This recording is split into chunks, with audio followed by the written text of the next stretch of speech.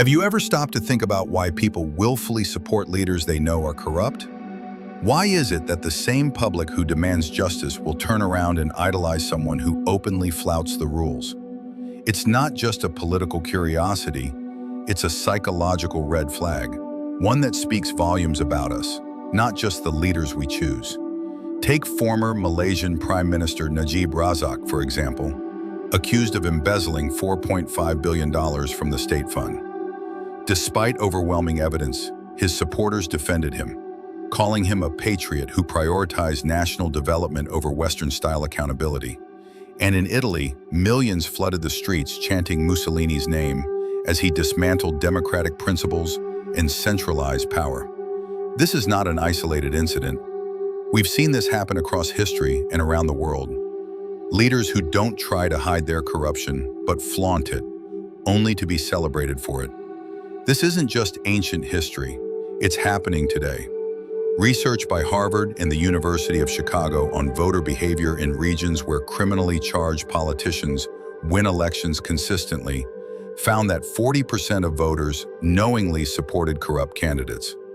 Why? Because sometimes they argue you need someone willing to break the rules to get things done when others can't. Welcome to philosophy. Thanks for lots of today. We're diving into Nietzsche's controversial insights on this psychological phenomenon.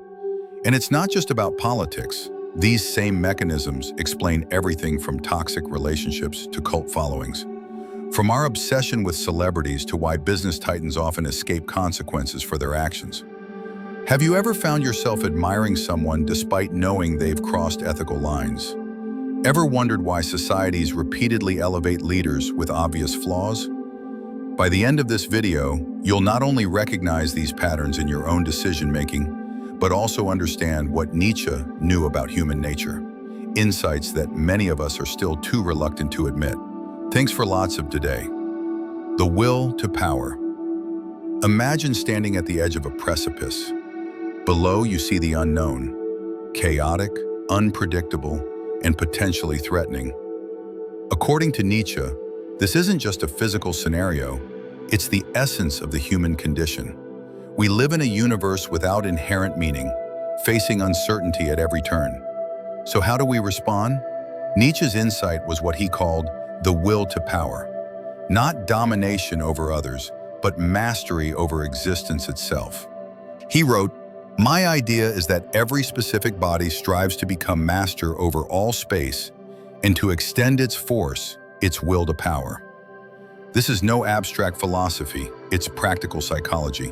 Humans don't just seek happiness or pleasure, we seek control. We desperately want to feel that we understand our world and can navigate it effectively. When control feels impossible, during economic instability, social upheaval, or personal failure, we become susceptible to anyone who offers us a share in their apparent power. Look at political rallies today. Thousands chanting a leader's name, despite knowing of their ethical lapses. These supporters aren't naive. They're finding vicarious power through association with someone who appears to have mastered chaos. In a 2008 study, social psychologist Jennifer Whitson discovered that participants deprived of control were 40% more likely to see illusory patterns and endorse conspiracy theories. Similarly, they gravitate toward leaders who project absolute certainty, even when that certainty requires ethical compromise. When was the last time you admired someone for getting results using methods you'd personally consider wrong? This contradiction reveals something profound about our relationship with power. When times are uncertain, our standards often shift without us even realizing it. Master and slave morality. Nietzsche's theory of moral psychology introduces two competing moral frameworks that have shaped human history. Master morality values strength, achievement, dominance, and excellence. It defines good as whatever demonstrates power, and bad as whatever reveals weakness. Slave morality, on the other hand, emerged among oppressed peoples and prizes humility, empathy, equality, and compassion. It labels the powerful as evil and the humble as good. Modern democratic societies officially embrace slave morality, praising equality, compassion, and fairness. But beneath this consensus, there's a fascinating tension. Many people secretly admire displays of unapologetic power, We condemn exploitation by day, but binge-watch Succession by night, secretly thrilled by ruthless corporate maneuvering. This isn't just hypocrisy, it's a deeper psychological reality that shapes our relationship with leadership. Napoleon Bonaparte, responsible for wars that killed millions, still inspired devotion, not despite his conquests, but because of them. His admirers didn't say, "He's a good man despite his flaws." They said, "He's a man of destiny who transcends ordinary moral boundaries." A 2019 study found that participants who claimed to value equality still rated dominant, power-seeking individuals as more charismatic and effective leaders. We claim we want ethical leaders, but our actual behavior often rewards displays of dominance. Think about how you respond when someone successfully breaks the rules that constrain everyone else. Do you feel outrage or a twinge of admiration? When supporters defend a corrupt leader by saying at least they're strong, they're revealing master morality values operating beneath their conscious egalitarian principles. Ressentiment. One of Nietzsche's most illuminating concepts for today's political landscape is ressentiment. This French term goes beyond simple resentment. It's a festering psychological condition born from perceived powerlessness, suppressed vengeance, and redirected rage. Man would rather will nothingness than not will at all, Nietzsche wrote. In simpler terms, humans would prefer destructive action over feeling completely powerless. This explains why some people support leaders who tear down institutions rather than feeling they have no influence at all. Imagine a community devastated by factory closures and economic decline. For years, they've watched their town deteriorate while feeling ignored by the mainstream. Then a charismatic figure emerges who acknowledges their pain and promises retribution. Even if this figure engages in corruption themselves, they often gain fervent support. Why?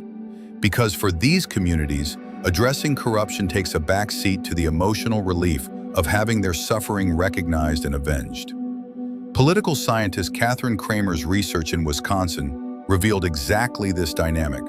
Rural residents supported policies that worked against their economic interests because those policies punished the urban elites they blamed for their marginalization.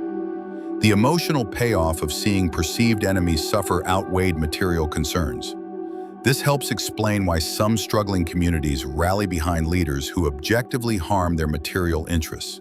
They're not miscalculating. They're choosing emotional vindication over practical benefit. Have you ever supported someone, not because they helped you, but because they hurt someone you felt wronged you? This impulse, shared by many, becomes dangerous when manipulated by corrupt leaders. Freedom. Freedom is the will to be responsible for ourselves, Nietzsche wrote. This simple statement carries profound truth. True freedom comes with the heavy burden of responsibility. When we make our own moral choices, we can no longer blame others for the outcome. In Thus Spoke Zarathustra, Nietzsche describes 3 spiritual transformations humans can undergo. First comes the camel, who dutifully carries burdens imposed by others. Next is the lion, who fights for freedom from those burdens. But only the third stage, the child, can create new values and meaning. Nietzsche observed that most people remain camels throughout their lives, preferring the weight of external authority to the terrifying freedom of creating their own meaning. Psychologist Erich Fromm expanded on this insight in Escape from Freedom, arguing that the anxiety of moral responsibility drives people toward authoritarian systems that relieve them of decision-making burdens. Think about it. When facing a complex ethical dilemma with no clear right answer, which feels more comfortable? Making the decision yourself and bearing all responsibility, or having a strong authority figure tell you what to do? For most of us, the latter is a profound relief. This mechanism helps explain why corrupt but decisive leaders often gain support during times of complexity and uncertainty. The herd instinct. Nietzsche famously wrote, "The best way to corrupt a youth is to instruct him to hold in higher esteem those who think alike than those who think differently." This observation captures the essence of human psychology. We are deeply social creatures, evolved to survive not through individual strength, but through group cohesion. This instinct to belong, to be part of the herd, serves positive functions: cooperation, community, shared meaning. But it can become dangerous when a corrupt leader positions themselves as the protector of the group, stoking conformity at the cost of individual moral judgment. When corrupt leaders stoke tribal identity, they turn accountability into betrayal. Whistleblowers, even when they expose wrongdoing, are often marginalized for threatening group cohesion. We see this with cases like the Enron scandal, where whistleblower Sharon Watkins was threatened despite exposing accounting irregularities. God is dead, proclaimed Nietzsche's madman in The Gay Science. This famous declaration isn't just about religious skepticism. It's about a profound psychological crisis. Without divine authority, who provides meaning and moral guidance? Nietzsche warned that we must beware of the idols we create, as they might crush us. We see this impulse in how we discuss certain leaders and innovators. He's playing 4D chess. He sees around corners. These aren't descriptions of capable people. They're modern myths. Corrupt leaders know how to cultivate this aura of exceptionalism and destiny. Putin, despite widespread reports of corruption, is defended by many who reframe his lavish lifestyle, not as greed, but as a symbol of national pride. Human archetypes in Thus Spoke Zarathustra, Nietzsche introduces two opposing human archetypes, the Übermensch, Superman, and the last man. The Übermensch is Nietzsche's ideal, someone who creates their own values, embraces life's challenges, and takes full responsibility for their choices. The last man, on the other hand, seeks only comfort, security, and the absence of difficulty. This helps explain why we often support leaders who promise to protect us from life's hardships.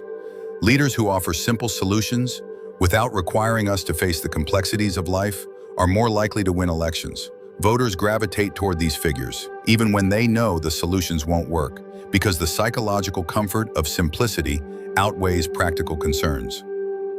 The path forward. The psychological patterns we've explored aren't inevitable. Some societies have recognized these vulnerabilities and developed effective immunities against corrupt leadership. South Africa, under Nelson Mandela, chose healing over vengeance after apartheid. Iceland, after the 2008 financial crisis, took collective action to hold corrupt leaders accountable.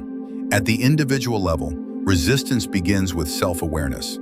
Ask yourself, am I supporting a leader because they deliver practical benefits or because they satisfy deeper emotional needs for vengeance, simplicity, or belonging? Understanding these forces is the first step in overcoming them. Becoming who you are. Nietzsche didn't just expose our vulnerabilities, he offered a way to transcend them. Become who you are, he urged. To do that, we must first understand the forces within us, the will to power, resentment, fear of freedom, the herd instinct, our craving for idols, and our longing for comfort. Understanding and integrating these impulses is how we evolve. If this exploration sparks something in you, share it with someone whose mind you respect. The conversations that follow may help us all become more conscious about who we follow and why.